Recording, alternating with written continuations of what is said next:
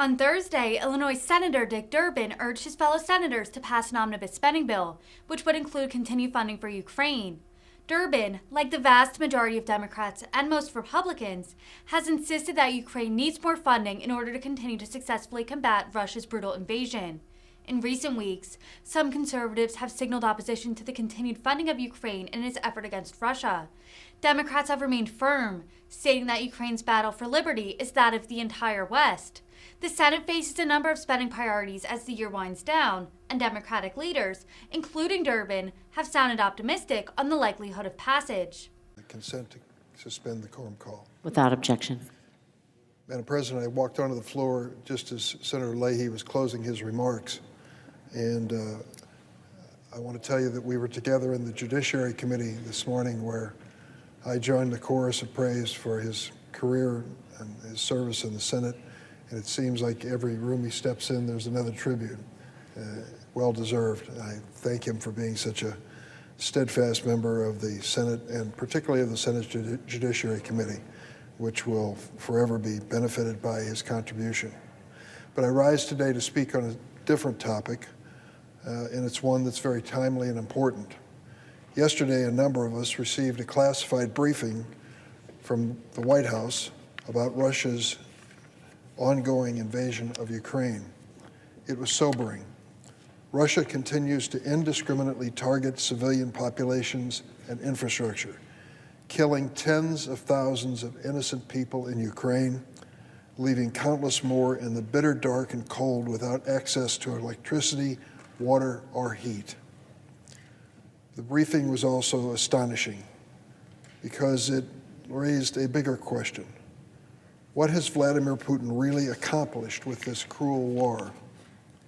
I'll tell you the answer. Today, as a result of Putin's barbaric invasion of Ukraine, the Western alliance in opposition to him is stronger than ever before. Putin's actions have strengthened the resolve of the Ukrainian people to fight to the death for a free and democratic country as they press back against Russian occupation and regain territory from Kharkiv to Kherson. Moreover, NATO is now stronger and more united, with two new countries, valuable additions to the NATO alliance, Sweden and Finland, soon to join the fold. And just this week, NATO also recommitted to continuing support for Ukraine. Countries have rallied behind the United States in sending everything from weapons to helmets to medical supplies to food, and in imposing crushing sanctions that are taking a massive toll on the Russian economy. Yesterday's briefing also made one thing abundantly clear. Now is not the time for the United States or NATO to back down. While Putin deceived himself into thinking the Ukrainian people would fold and welcome the Russian military with open arms, or that Kyiv could fall in days, the Ukrainian people and their desire for sovereignty and self-rule have prevailed. The world stepped up to help secure their freedom, bound together by the shared principles and international norms that dictators like Putin can never and will never wipe away.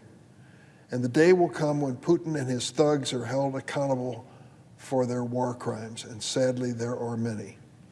Since February, the United States alone has committed billions of dollars in aid to Ukraine, with defense articles delivered at record-breaking speed to support Ukrainian war efforts on the front lines.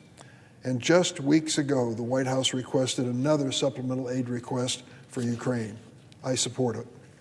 Now I understand that some members of Congress have expressed a concern about the economic consequences of increased defense spending and whether there's appropriate oversight of the actual funds sent and spent. I share those concerns. They're legitimate, they're reasonable, and I push the administration to ensure that it strengthens efforts to fully account for our assistance to Ukraine. I might just add parenthetically that over the decades that we were at war in Afghanistan, it's well known that so many dollars were wasted, American tax dollars, in an effort to stop the forces of terrorism that were residing in that country. We should never knowingly allow that to occur. And we certainly shouldn't in Ukraine, despite my wholehearted support for President Biden's supporting efforts. I'm glad my colleagues on the other side of the aisle finally joined us yesterday, in the confirmation of Robert Storch. He's going to be the next Inspector General in the Department of Defense. If you want to keep an eye on how the money's being spent in that great and important department, you need an Inspector General. It took us months to reach the point where the Senate confirmed his nomination. He will be key to oversight. Instead of looking for solutions, some of my colleagues on the other side of the aisle are vowing to stop assistance to Ukraine or to slow it down in another way to obstruct the Biden administration. In doing so, they are undermining our broader foreign assistance programs and ultimately undercutting the success of Ukraine's resistance. Madam President, you and I both know we have to fund the fiscal year we are currently in. It runs from October to October, and we are in that fiscal year already. We know that if we do a continuing resolution, there will be wasteful spending, and we will not be investing in the things we really need to keep America safe and strong.